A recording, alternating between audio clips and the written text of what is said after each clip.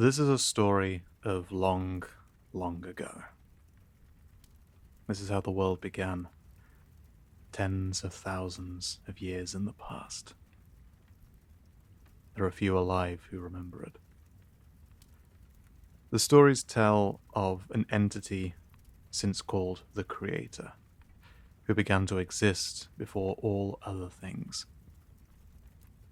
Looking around, they saw nothing. They were painfully alone. In their isolation, they set about filling the void, beginning with the first tongue, a language of absolute power. The Creator first used it to greet the world, and then to give shape to the plane, light, matter, and the interactions thereof. They made what they could, learning and improving as they went. Lands and oceans, starting from where the Creator stood and stretching out in all directions, the terrain forming itself according to the instructions in the first tongue. The Creator watched as hills, valleys, and mountains formed, procedurally rolling out and vanishing into the new horizon. And with this wave, the first new life, plants and animals and everything else, all built with their own instructions, with a drive to live and reproduce, and imbued with something the Creator lacked: the ability to die.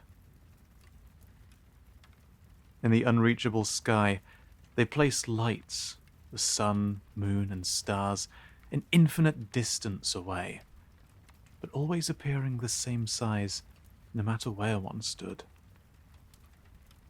Of the living things, the Creator made three peoples gifted with the same level of self-reflection that they enjoyed. The dragons, made to explore the vastness of the plane. The Aes-She, the Fey folk, to learn about the smaller parts of the world. And the humans, with the drive to understand both. The Creator beheld their new world, and they thought it desperately in need of revision. There were too many mistakes. Some were as innocuous as visual anomalies: opaque waters, flat grey trees, pink and black squares on rocks, and wild flickering as grass, snow, moss, leaves, and many other things settled on surfaces and fought for priority in the Z-buffer. Things they had to find the right words in the first tongue to correct, without creating new, more dangerous problems. Sometimes the collisions between matter failed, as some things were visible but became intangible. Sometimes two objects would, for a brief moment, occupy the same space at the same time, creating a feedback loop of kinetic energy, causing sudden motion with explosive force. Sometimes things simply fell out of the world. The Creator's precious living things would fail too, being amongst the most complicated constructs, as occasionally the intelligence in their brains would become misplaced. They would stand motionless, unknowingly starving to death. From the dragons, the Fae, and the humans, the Creator exalted 9 who would help oversee the continued development of the world. 9 beings granted near supreme power, tasked with assisting in stabilizing creation. Over time, these developers would then take on their own helpers, the tutelars, or admins, granted more limited powers to carry out the devs' wishes. While things were still not perfect, the developers and the lesser pantheon of admins worked together to improve the world, and the life therein was flourishing. The Creator withdrew, more content. But over time, despite the efforts of the devs, the errors only became more frequent. The problem wasn't just the design. At the very edges of the world, the terrain continued to generate, stretching ever outwards in all directions. The world ever expanding, endlessly. The plane was just too big.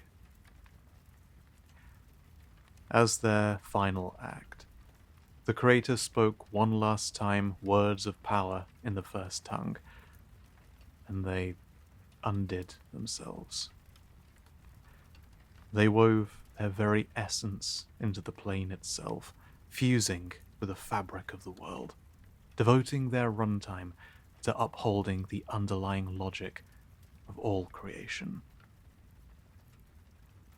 And so, the creator ceased to exist. To this day, few beyond the developers still exist who remember the creator, but even they have become reclusive. They continue to speak changes into the world, including the introduction of the younger peoples, at least if the word-of-mouth tales are to be believed. If one believes the devs are even real. Stories have passed on to legend, and none can be verified as true. Sometimes, strange things happen in the world. Words can indeed carry power, and there have always been rumors of people who, like the creator, also spawned from nowhere.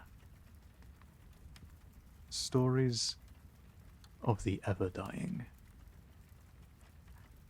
Do you want to hear one?